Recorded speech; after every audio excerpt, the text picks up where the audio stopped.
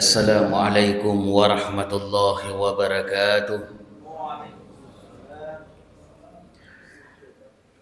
Bismillahirrahmanirrahim. Alhamdulillahi rabbil alamin. Wassalatu wassalamu ala asrafil anbiya'i wal mursalin wa ala alihi wa ashabihi ajma'in, amma ba'du. Kaum muslimin dan muslimat jamaah subuh yang dimuliakan Allah Subhanahu wa taala. Pertama, saya koreksi dulu, Ustaz. Saya tidak ada gelar MSI. Saya Dr. Haji Muhammad Nur SH MH. Ya. Jadi kalau nanti ada yang dengar saya dapat gelar MSI, saya harus sekolah MSI lagi. Insya Allah ini Ustadz Imam sahabat saya luar biasa ya. Sudah lama saya suaranya semakin merdu saja. Saya tersentuh hati saya kalau dia yang imam ya, luar biasa. Masya Allah.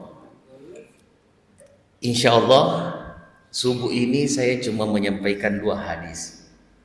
Hati-hati ini. Hadis ini Bukhari, disebutkan dalam hadis Bukhari dan disebutkan juga dalam hadis Muslim. Jadi tidak usah ragu kalau ini hadis sahih atau tidak. Ya pasti sahih lah. Ya, karena disebutkan dalam Bukhari dan disebutkan dalam hadis Muslim. Apa kata Nabi? Kata Rasulullah, la yadkhulul jannah. Tidak masuk surga.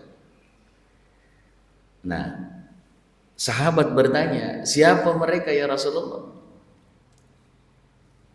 Kalau tidak masuk surga, ini pasti mengerikan. Yang tidak masuk surga, ini jaminannya siapa? Yang sholat, yang puasa, dan yang lainnya. La yadkhulul jannah. Tidak masuk surga, kata Nabi.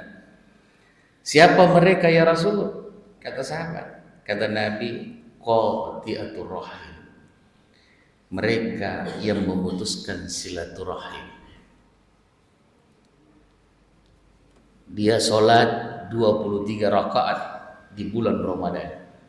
Sholat tarwih dan witir 20 tambah 3, 23 rakaat.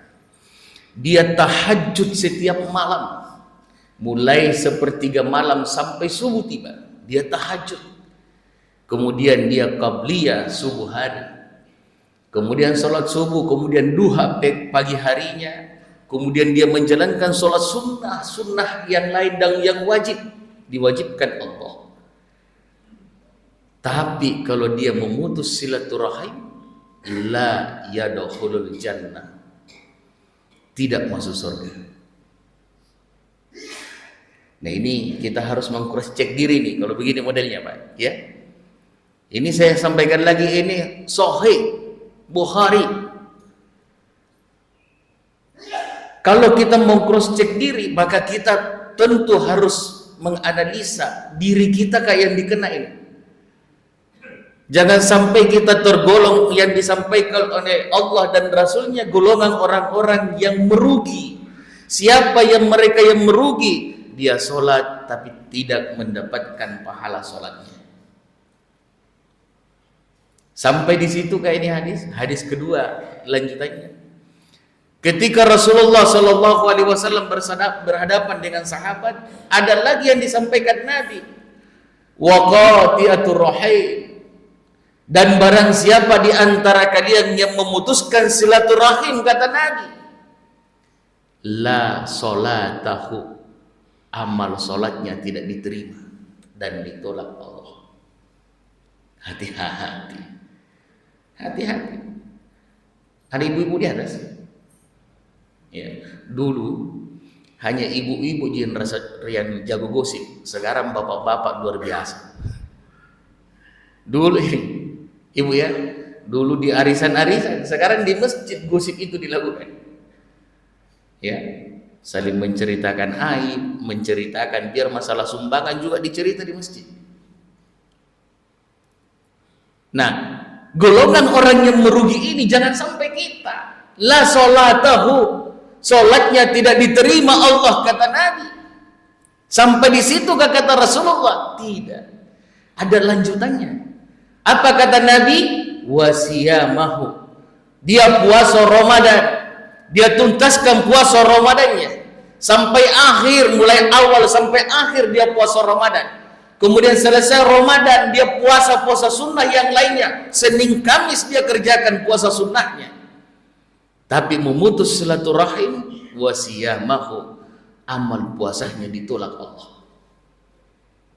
Pernah dengarkan cerita ketika 1 Syawal, ketika Nabi mau naik mimbar, setiap tangga mimbar Nabi mengucapkan 3 kali amin. Pernah dengarkan, Pak? Ini bukan cerita ya, kisah. Rasul naik mimbar mengucapkan 3 kali amin. Tangga pertama Rasul mengatakan amin, tangga kedua Nabi mengatakan amin, dan tangga ketiga Nabi mengatakan amin. Selesai sholat Aid, datang sahabat kepada Rasulullah, siapa yang berdoa sehingga engkau mengaminkan 3 kali ya Rasul? Kata Nabi, saya mau naik mimbar, datang Jibril kepada aku. Jibril minta kepada saya mengaminkan doanya. Ini logika saja, Pak. Logika manusia ini. Sebentar nanti kita bahas masalah yakinnya. Logika manusia. Seorang Jibril yang berdoa diaminkan oleh manusia yang paling agung, Rasulullah Sallallahu Alaihi Wasallam. Kadar doa itu apakah diterima Allah atau ditolak? Diterima apa ditolak, Pak? Diterima ya, Pak ya? Diterima. Jibril yang berdoa, malaikat Allah yang agung, diaminkan oleh manusia yang agung, Rasulullah Sallallahu Alaihi Wasallam. Maka kadar doa itu tidak lain pasti diijabah Allah. Apa doa Nabi? Pertama, ya Allah, kata Jibril, jangan engkau terima amal ibadahnya, puasanya dan amal ibadahnya seorang anak yang durhaka terhadap kedua orang tuanya. Sia-sia kita kira-kira kalau sholat, puasa, ya, lail, baca Quran di bulan Ramadan, tapi didoakan oleh Jibril, anak yang durhaka tidak diterima amalnya. Sia-sia lah. Nah, sekarang kita cross check. Kitakah yang dimaksud doa itu atau tidak? Adakah orang yang rajin sholat saat ini bersama dengan kita hari ini, subuh ini, yang bembek orang tuanya, yang benci orang tuanya, tidak peduli kepada orang tuanya, bahkan sombong di depan orang tuanya? Golongan itukah masuk dalam doa Jibril atau bukan? Ada orang yang sampai 1 tahunan, 1 bulan, 2 bulan tidak mengabari orang tuanya, tidak bertanya kepada orang tuanya, pulang kampung membanggakan diri di hadapan orang tuanya. Dia berdoa, tidak pernah dia ikutkan orang tuanya, dia prioritaskan orang tuanya untuk mendoakan orang tuanya. Adakah golongan itu saat ini? Allahu a'lam bishawab. Kita semua yang tahu, karena kita yang merasakan hubungan itu. Ada bapak-bapak, saya sudah tua nih, itu dengarkan kata Ustadz tadi. Bapak juga adalah seorang anak, lahir dari seorang rahim ibu, orang tua, oleh ibu. Maka bapak yang sudah tua umurnya, masih ingatkah dan masih mendoakankah orang tua kita, atau sudah lupakan untuk mendoakan mereka? Tidak terputus amal seorang anak yang soleh ketika meninggal orang tuanya, tidak terputus ketika dia berdoa sampai doanya kepada orang tuanya. Ketika dia baca Quran, dia sampaikan sampai bacaan Quran, pahala baca Qurannya. Ketika dia umroh haji, dia hajikan sampai amalnya. Tapi banyak orang yang melupakan orang tuanya. Ibu bapak, kita cross check diri. Berapa menit kalau ceramah subuh di sini, Ustaz? Singkat lewat nih. Ya, itu. Masya Allah, jangan sampai kita golongan orang-orang seperti itu.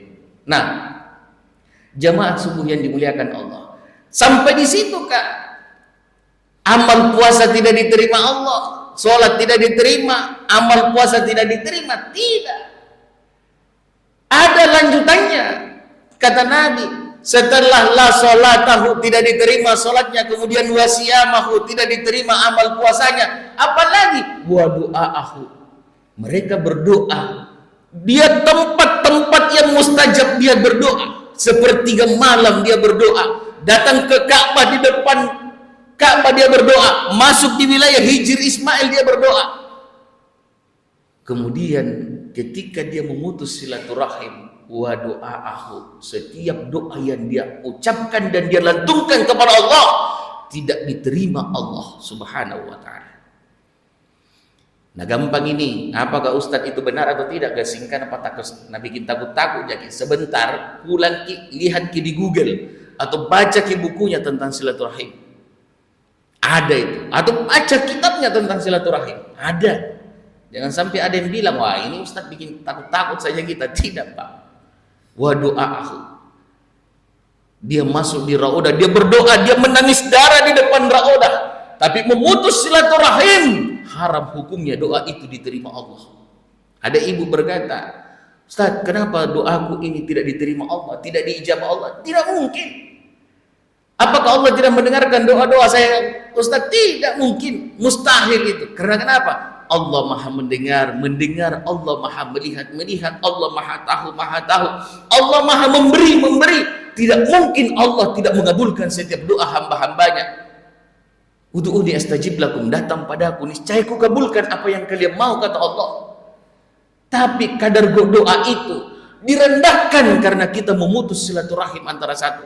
Ada seorang anak yang benci orang tuanya, yang tidak senang kepada orang tuanya. Setelah dia menikah, lebih mementingkan istrinya daripada orang tuanya, lebih mementingkan istrinya daripada saudaranya, memutus silaturahim. Wa doa'ahu, doa-doamu saudaraku tidak diterima Allah. Hati-hati.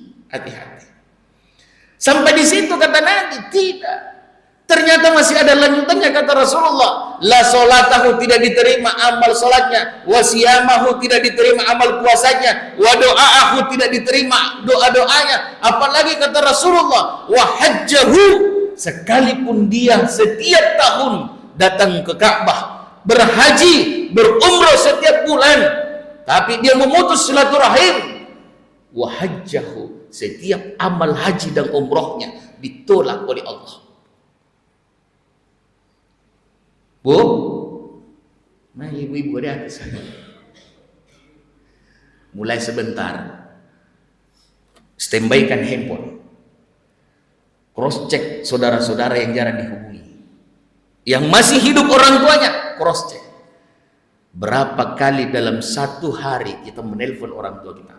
Saya demi Allah dan Rasulnya, di mimbar yang suci ini, demi Allah, di tempat yang suci ini, masjid ini, saya tidak pernah kurang dari 4 kali menelpon orang tua saya dalam satu hari. Tidak kurang dari 1-2 kali dalam satu hari menelpon saudara-saudara saya, sekedar bertanya kabar dan bercanda, menanyakan apa yang kita makan, apa buka puasanya hari ini. Sebelum Ramadan dan sesudah Ramadan, masuk bulan Ramadan, tidak pernah saya kurang untuk membangun silaturahim. Tante, om-om saya telepon. Untuk apa? Mengeratkan silaturahim. Siapa yang mengeratkan silaturahimnya?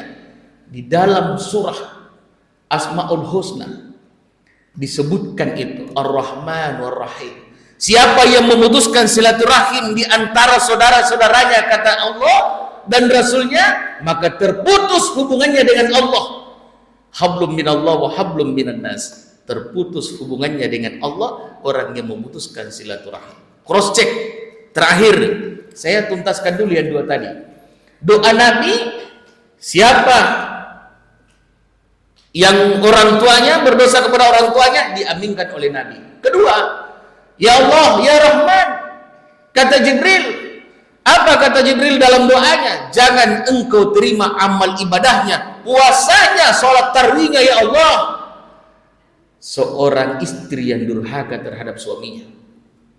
Kalau ini bapak-bapak menang, ibu-ibu yang kalah. Iya, kasihan ke ibu-ibu. Sholatnya baik, hebat puasanya, sholat tahajudnya luar biasa, tapi dia menitipkan setitik dosa kepada suami. Seorang istri itu setiap aktivitasnya dilaknat Allah. Kenapa Pak? Aku bilang gitu. Sangat haram ya kata ibu. Di blender ki bu, di blender ki, ditusuk mata. Tidak ada ampun. Tidak pernah jadi dosa, Ustaz. Suami jadi dosa sama saya, selingkuh. Tidak ada ceritanya suami dosa sama istrinya. Dia dosa kepada Allah. tapi tidak dosa kepada istrinya. Kalau istri dosa kepada suaminya, dosa kepada Allah. Sama, tidak ada dosa orang tua kepada anaknya, tapi anak orang tua dosa kepada Allah, tidak dosa kepada anaknya. Sama, suami tidak dosa sama istrinya, tapi dosanya kepada Allah. Kalau istri dua, dosa kepada suami, dosa kepada Allah Subhanahu wa ta'ala. Ada lagi ibu cerewet. Kenapa tidak adil itu Allah, Ustaz? Bukan tidak adil, ibu, sangat adil. Kalau istri tidak sholat, istri tidak puasa, suaminya ada, tidak menegur dan tidak menuntun istrinya, maka yang menanggung beban dosanya istri adalah suami. Nah, aku bilang sering ini, Bu. Ada ibu-ibu di atas nakal, mati mau kau kutu sholat. Gue bilang sering ini, Bu. Iya. Coba. Suami tidak sholat, suami tidak puasa, istri tidak bertanggung jawab terhadap dosa suaminya. Hebatnya, berarti ibu lagi menang tadi. Ibu kalah tadi, sekarang bapak-bapak lagi yang kalah. Masya Allah. Ibu, perhatikan baik-baik. Ada orang yang tidak memperhatikan. Dekatlah hidup ini, terlalu singkat ini hidup, Pak. Ya, kita berhitung-hitung waktu. Saya sekarang 39 tahun. Kalau masih ada waktu sesuai yang disunnahkan, sesuai dengan umur Rasulullah, berarti kurang lebih lagi 20 tahun hidup ini. Singkat. Kalau ada orang kredit Pak sekarang rumah 20 tahun, 30 tahun, belum lunas kreditnya, mati itu orang. Iya. Jemaah yang dimuliakan Allah. Dan terakhir, doa Jibril kepada Allah diaminkan oleh Nabi. Ya Allah, ya Rahman, jangan engkau terima amal ibadahnya, puasa, sholat tarawihnya, bacaan Qur'annya, seorang yang memutuskan silaturahmi antara satu dengan yang lainnya. Seseorang yang dalam hatinya membenci orang,